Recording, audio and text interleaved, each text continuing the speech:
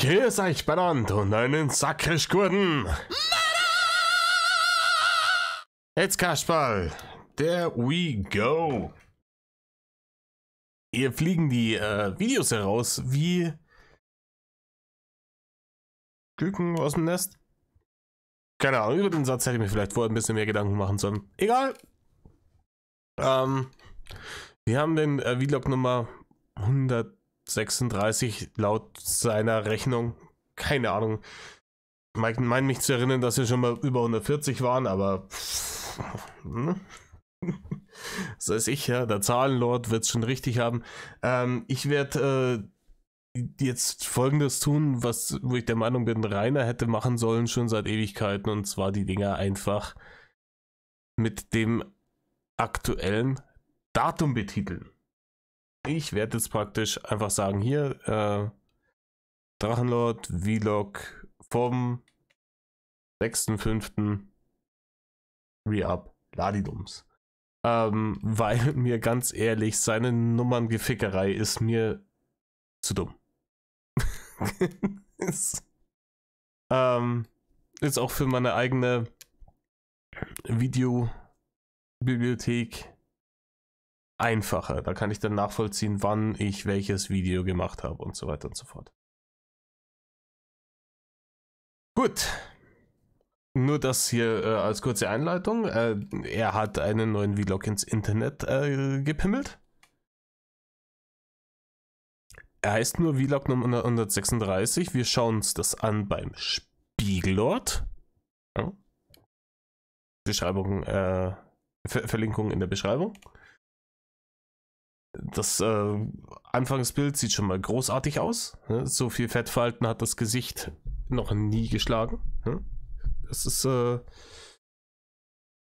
kennt den Satz, so jung kämen wir nimmer zusammen. Bei Rainer ist es so fett kämen wir nimmer zusammen, weil er tatsächlich, glaube ich, auf die 300 Kilo Staffel hinarbeitet, wenn ich mir das so anschaue. Also, er selber behauptet, er hat 20 Kilo abgenommen in den letzten 4 Wochen. Ja. Ja. Ich habe gesehen, viele andere Ehrenkritiker haben sich diesen Ding schon angenommen. Ich habe es noch nicht gesehen. Ich hoffe, es gibt Matt. Und dann da die Song. Da gehen wir doch einer in Rainer. Metal, Leute. Servus und ein herzliches Willkommen beim Drachen. Metal, du mich auch. Du hast ein Metal-Verbot, by the way. Ich hab's schon eine Weile nicht mehr erwähnt. Nicht, dass du es vergisst. Ja, heute wieder im Hotelzimmer. Und jetzt zeige ich euch mal irgendwas. Aber Rainer, ich hätte gedacht, im Hotelzimmer kann man nicht filmen, weil die Leute dann sofort wissen. Wird schon einen Grund haben. Ja, ein paar Tage nachdem ich jetzt... Aber es ist das klassische Rainer-Format. Also man sieht auch von diesem Hotelzimmer, obwohl er in dem Hotelzimmer filmt, nicht viel, weil er die Kamera so unerträglich nah an seinen kreisligen Bims hinhängt, dass man wirklich jede Pore zählen kann. Könnte, wenn die Kamera nicht so eine miese Qualität hätte. Werde ich das Video hochladen. So. Was ein bisschen gruselig ist... Bist du. Das hier, das Bild. Gänsehaut. Ich habe jetzt hier geschlafen. Ja, die Vorstellung ist tatsächlich gruselig. Das ist sehr gruselig, Rainer. Wie man dich beim Schlafen sich vorstellt. Ich möchte auch die Geräusche- und Geruchskulisse gar nicht dazu mir ausmalen. Jetzt habe ich es schon wieder gemacht. Ich bin jetzt aufgestanden, das ist jetzt 11. Das ist nicht gruselig. Oh ja, wie er den Gully aufreißt. Da kann man bis nach Narnia kann man da gucken. Hier gleich kommt Frodo vorbei und wirft den Ring hinein. Aber ich weiß gerade. Ich weiß, Frodo und Narnia ist was anderes, aber ja. Sämtliche Fantasy-Franchises haben da reichlich Platz. Duschen. Und etwas gruselig finde ich das hier.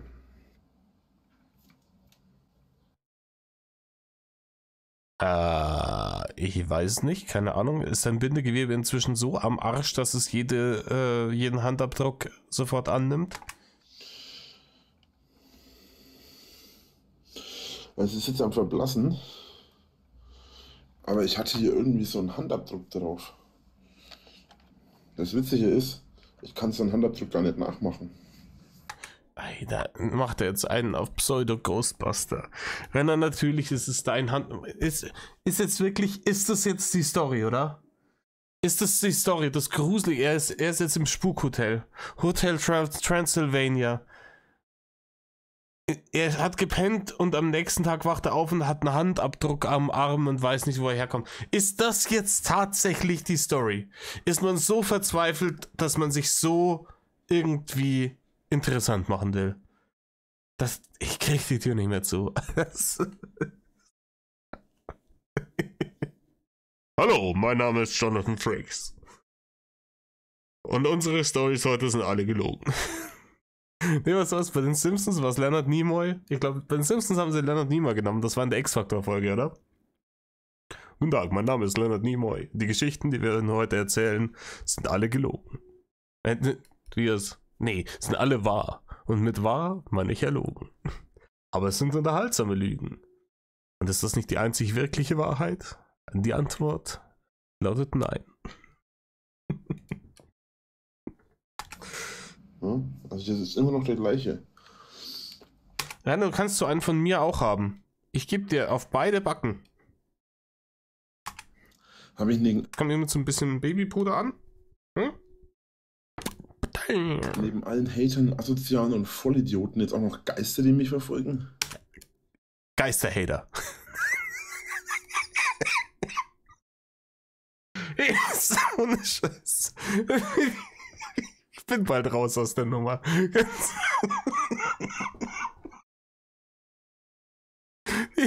Die Geisterhater.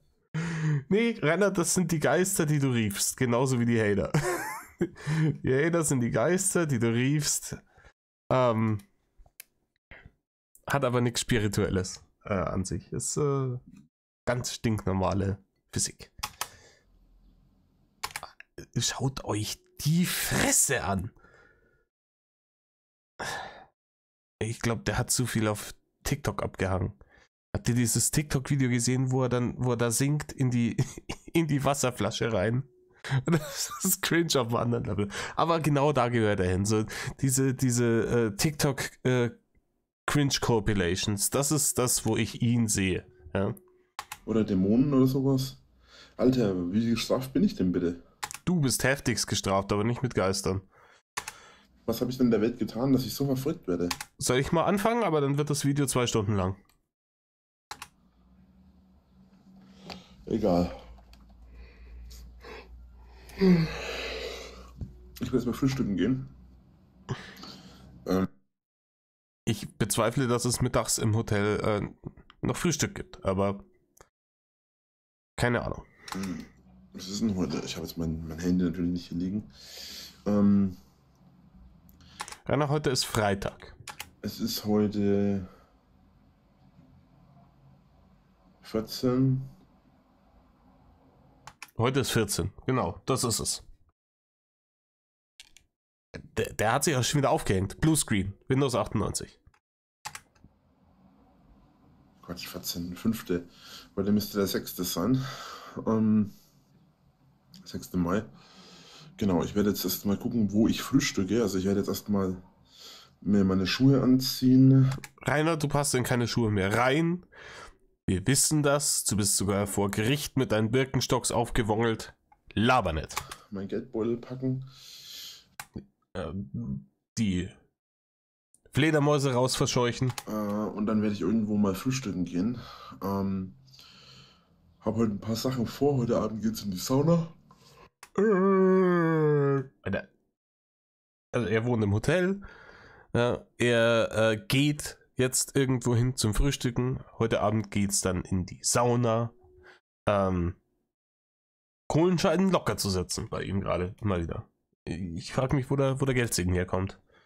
Weil vor kurzem hat er noch Augenschweiß produziert beim Gedanken, dass ihm die Kohlen ausgehen. Alter, dass er den Gulli immer so weit aufreißt. Und dann heute Abend zurück ins Hotel. Und morgen Meine, wir wissen, in welchem Hotel er ist. Ich werde es jetzt nicht sagen hier, aber jeder von euch hat es gesehen. Also es ist durch sämtliche Social Media Kanäle schon rauf und runter gegangen, gestern, vorgestern. Wir wissen, wo er ist. Die Stimmen aus der Nürnberger Gegend, aus dem Game, sind ungehalten. Die sich gedacht haben, verdammte Axt. Wir haben gedacht, jetzt sind wir endlich los und da ist das Problem in NRW. Nein, er ist euch erhalten geblieben. Werde ich dann, eigentlich wollte ich heute in Ruhe noch einen Stream machen, wo ich hier durch die Gegend laufe. Das werde ich auch machen, aber ich mache das dann erst morgen. Also eigentlich wollte ich heute noch streamen. Das werde ich auch machen, aber nicht heute, sondern morgen. Ja, laber nicht. Also am Freitag, weil heute ist Donnerstag. Nein. Heute ist Freitag, oder? Heute ist Freitag. Ja. Freitag, 6. Mai. Weil ich am Freitag ja schon wieder unterwegs bin. So. Und dann bin ich hier. Was labert er? Es ist offensichtlich hier fährt der Lulu-Train gerade wieder in den Bahnhof ein. Weil es ist Freitag. Das hat er nicht überrissen. Er versucht sich jetzt eine Lüge zusammenzurendern.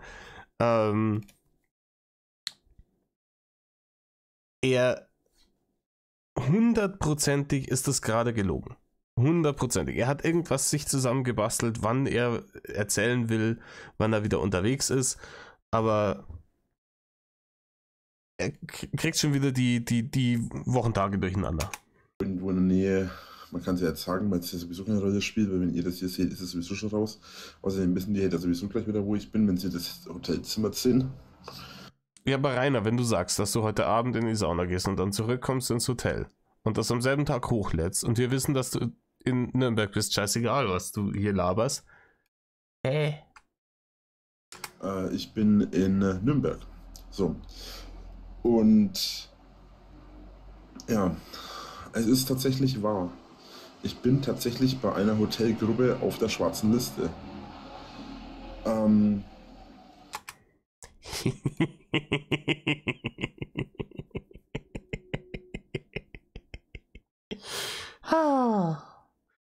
Schadenfreude.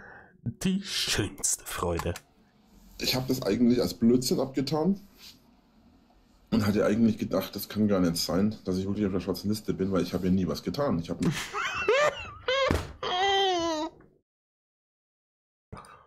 Ich bin auf der schwarzen Liste, aber ich habe ja nie was getan. Doch, Rainer, du hast was getan, um bei Hotels auf der schwarzen Liste zu landen. Und zwar hast du deine Schanze verkauft und hast angefangen, in Hotels zu wohnen. Und die dann damit zu temporären Schanzen gemacht. Und deswegen haben sich jetzt Hotels gedacht, weiß ich nicht, wahrscheinlich eher schlauer, wenn der bei uns nimmer wohnt. Und ich mag es ihnen auch nicht verdenken. Von den Haters und sowas mal abgesehen, wenn man ein bisschen Erfahrung hat, was Gastro angeht, ob es jetzt Hotel, Pension, Ferienwohnung, sonst irgendwas ist, weiß man, dass man solche Leute wie dich eigentlich ungern drin hat, weil die zerwohnen einem die Zimmer. Und es ist ein fürchterlicher Aufwand zu putzen, nachdem so ein Messi da drin gewohnt hat. Ich ja immer vernünftig und korrekt verhalten. Es ist der Witz, ich bin auf der schwarzen Liste beim Motel One, weil die Hater das ja für Randale gemacht haben. Ich wollte eigentlich gestern ins Motel One am Plärrer einchecken. Ich wäre da so gern dabei gewesen. Stellt euch einmal vor, er wongelt ins Motel One am Plärrer einer.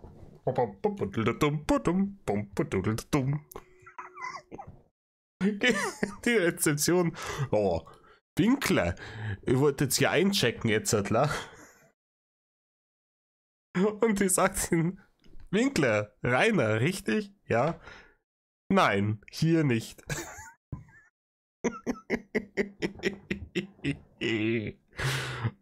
Ach ja. Und dann ist er klein, der Mund. Ganz, ganz klein. Steht dann so da, wurde Barzahn und alles. Ich habe mich schon die ganze Zeit gewundert, warum meine App nicht geht. Hatte schon die Vermutung, dass ich vielleicht wirklich bei denen auf der schwarzen Liste bin. Habe aber gedacht, das kann nicht sein. Kann überhaupt nicht. Und der reißt den Gulli wieder auf. Und steht da wie so ein Vollidiot, weil ich nicht Oh, sehe ich da ein bisschen Augenschweiß? Sehe ich ein bisschen Augenschweiß? wusste, dass ich da gesperrt bin. Du stehst da wie so ein Vollidiot. Das lasse ich jetzt einfach unkommentiert so stehen. Und das Merkwürdige daran ist, dass ich bei dem schon vorher einmal war. Du warst da vorher schon normal und jetzt stehst du auf der schwarzen Liste. Merkst was. Und ich sag's dir, ich wünschte, dass du bei allen anderen Hotelketten auch auf die schwarze Liste kommst. Obwohl ich eigentlich gesperrt gewesen bin, haben die mich trotzdem mal einchecken lassen.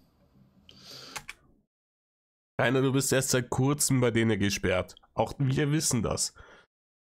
Ich weiß, dass du in Frankfurt auch im Motel One warst, aber da warst du ja noch nicht gesperrt, weil das war ja ganz am Anfang von der vagabunden Staffel. Inzwischen haben die ihre Erfahrungen gemacht und denken, oh, ich weiß nicht, den Rainer Winkler, den lieber nicht. Überaus merkwürdig. Mysteriös. Muss man gleich einmal einen Abdallah anrufen. Galileo Mystery. Warum kommt der Drachenlord nicht mal ins Move One rein? Ja, egal. Letzten Endes ist es jetzt Letzten Endes. halt so, dass ich da gar nicht reinkomme. Jetzt habe ich mir spontan kurzerhand ein anderes Hotel suchen müssen. Ja, und jetzt bin ich auf das hier gekommen. Das kostet jetzt 4 Euro mehr. Ja, aber du hast es doch. Rainer.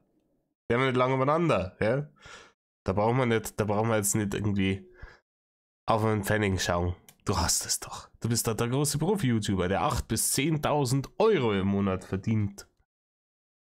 Für 2 Nächte. Aber das macht nichts. Die 4 Euro, die habe ich auch noch. Ich habe 400 Euro ungefähr im Geldbeutel. Also, das geht schon. Hat er gerade gesagt, er hat 400 Euro nur.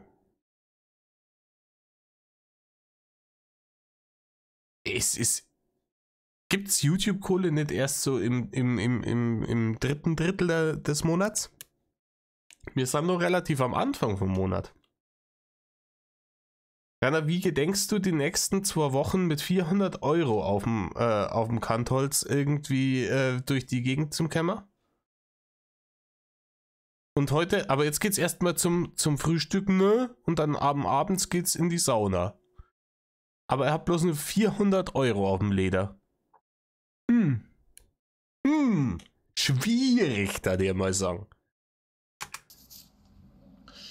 Ja, und jetzt werde ich mich mal aufmachen, werde mal in die Fußgängerzone Wongeln, Rainer? wackeln, Na dran. werde mir irgendwo einen Döner holen und mal Geld zu Döner. Aber er ist ja ganz gesund in letzter Zeit. Das hat er gesagt, er hat 20 Kilo abgenommen, ne? Weil er ja bloß noch gesund ist. Er achtet so auf seine Ernährung und drauf, was er ist. Aber frühstücken und dann gehen wir nochmal Döner essen. Ne? Hau rein, Rainer. Hau rein. irgendwo hinsetzen und frühstücken. Mal sehen, ob mich Leute erkennen und ansprechen. Wenn mich niemand anspricht, dann werde ich es lassen. Wenn mich jemand anspricht, werde ich Videos machen. Was? Er hat gedacht, du willst nicht, dass sich die Leute ansprechen. Also wenn ihn niemand anspricht, dann ist es ihm auch egal, weil dann gibt es ja keine Hate, dann gibt es keinen Content, dann gibt es keine Kohlen. Ja? Er hockt sich jetzt in die Stadt und wartet darauf, dass er erkannt wird, damit Hate provoziert wird, damit er wieder Content hat. Herzlichen Glückwunsch, Rainer. Ist dir ein bisschen langweilig geworden, weil man dich so lange nicht mehr gefunden hat? Kann das sein? Ist dir aufgefallen, oh scheiße, ohne die Haters, da habe ich ja überhaupt nichts mehr zu tun. Ein ganz leeres, trauriges Leben, das ich führe. Die einzige Aufmerksamkeit, die ich bekomme, ist negativ. Und auch nach der bin ich so süchtig geworden, auch wenn ich mich immer wieder drüber beschwere.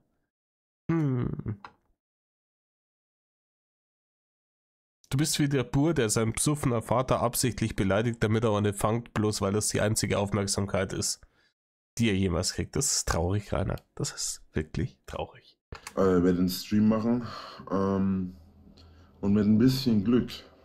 Mit ein bisschen Glück kriegst du auch hier den Schlaganfall wieder weg, der die Gesichtskirmes gerade... Kann ich es vielleicht hindeichseln, dass du dir mit den Fettfingern noch mehr durch die kreislige... Ja? dass ich wieder zurück zum Hotel komme, ohne dass mich irgendjemand sieht. Aber du wolltest doch, dass dich jemand sieht, ansonsten streamst du doch nicht. Laber doch keinen Scheiß. In der Hoffnung, dass ich noch eine Nacht hier bleiben kann, bevor ich dann morgen zu meinem Bewährungshelfer... Rainer, du liest die Telegram- und Twitter-Geschichten. Du weißt, dass du gefunden wurdest. Du weißt, dass wir wissen, wo du wohnst. Deswegen gibst du dir auch keine Mühe mehr mit dem Filmen vor der Wand. Ja? Deswegen gibst du auch zu, wo du bist.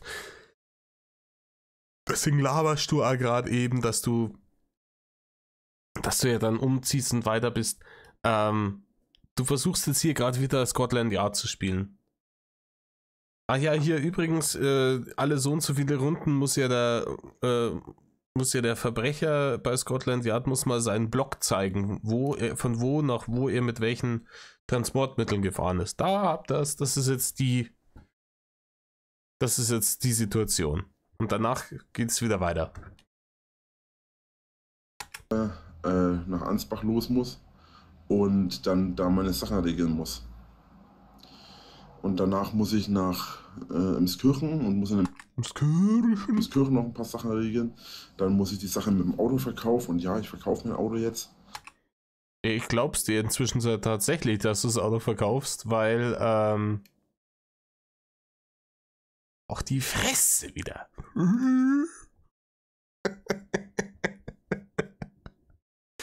Ja, ich würde jetzt gern sagen, wie das aussieht, aber ich glaube, dann kriege ich meinen ersten Strike. Wenn ich das jetzt sage, was mir durch den Kopf geht, kommt der erste Strike.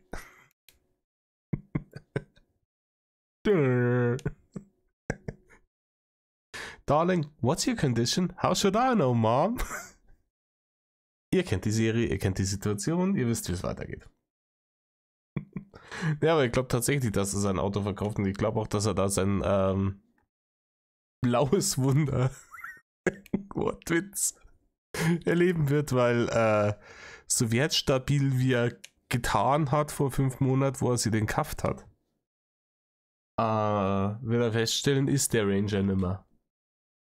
Weil der Ranger ist deutlich im Wert gesunken in den letzten 5 Monaten, da ich mal sagen. Aber sehr deutlich. Sagen wir es mal so, wenn der für den Kübel für den Kübel nur 20.000 kriegt, das mich stark wundern, dann wäre er richtig gut bedient.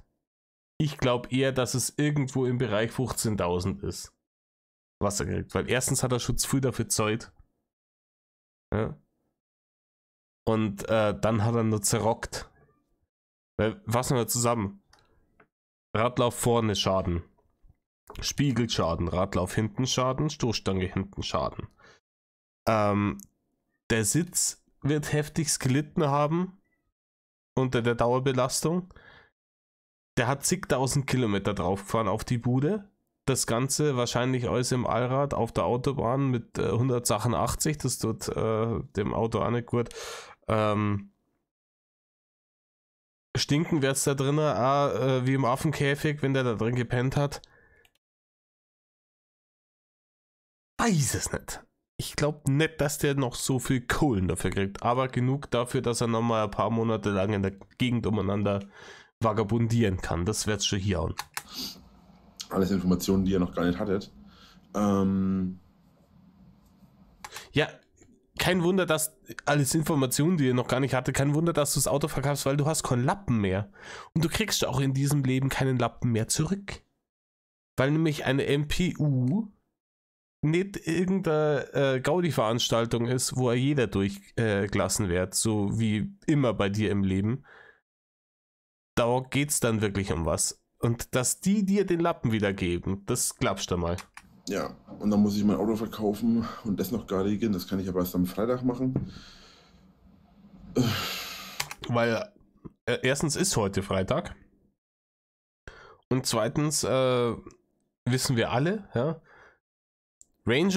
Ford Ranger in Blau werden nur freitags verkauft. Davor, danach. Wenn man den Freitag verpasst, dann muss man eine ganze Woche warten, bevor man den wieder verkaufen kann. Kann man nichts machen. Das ist alles nicht so einfach. Ich denke, das Video werde ich euch bearbeiten und Da ist ein bisschen Augenschweiß mit dabei, weil er sich jetzt nochmal klar gemacht hat, dass er sein Spielzeug verkaufen muss. hochladen für den Samstag. Rainer, du hast es heute schon hochgeladen. Am Freitag. Ich weiß, du hältst den Freitag für einen Mittwoch oder einen Donnerstag, aber es ist Freitag. Ja. Und ich werde es schon mal jetzt auf meinen Rechner ziehen, dass ich es schon mal auf meinem Rechner habe. Dann kann ich nämlich die Festplatte von der Kamera leer machen, kann mir die Kamera packen und kann mit Hilfe der Kamera schon durch die Fußgängerzone wackeln und da schon mal aufnehmen. Er wohnt in die Fußgängerzone, will aufnehmen. Aber auch nur vielleicht. Aber auch nur, wenn ihn die Haters finden. Komischerweise. Weil Aufnahmen kann man ja lustigerweise auch ein paar Tage später machen. Nein, du kannst sie ein paar Tage später hochladen. Ein paar Tage später machen kannst du sie nicht mehr. Das ist, nee, du kannst nicht, das ist das Leben. Das ist kein Computerspiel. Oh ja, laden wir mal Previous Save und machen wir noch ein paar Aufnahmen. Läuft nicht. Ja? Du musst die Aufnahmen jetzt machen, da wo es passiert, nicht danach.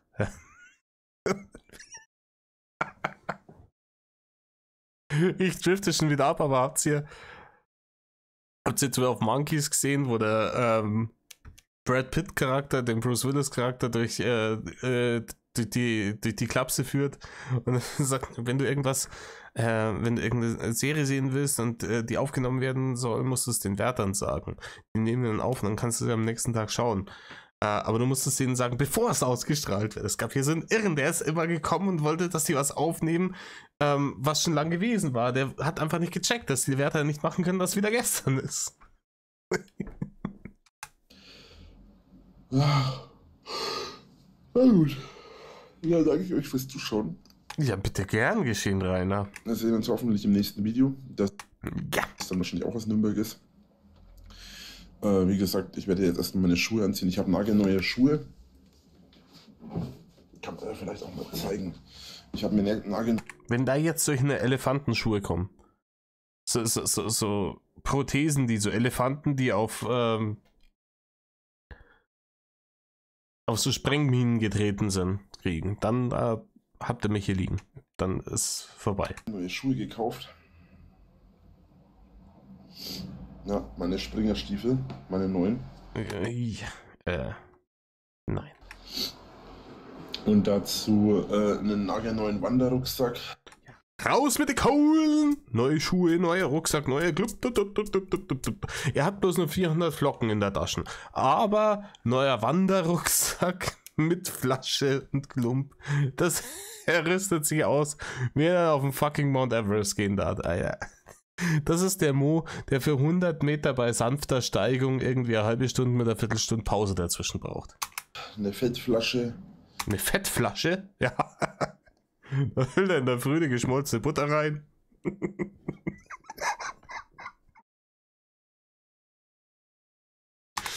Einen neuen Aufsatz für meinen Gaskocher. Ein bisschen Camping-Equipment für alle. Ich glaube, der bereitet sich gerade auf die Drache wohnt im Wald Staffel vor, weil er keine Kohlen mehr für Hotels hat. Pennt der irgendwo wahrscheinlich oben an der Burgruine Schauerberg.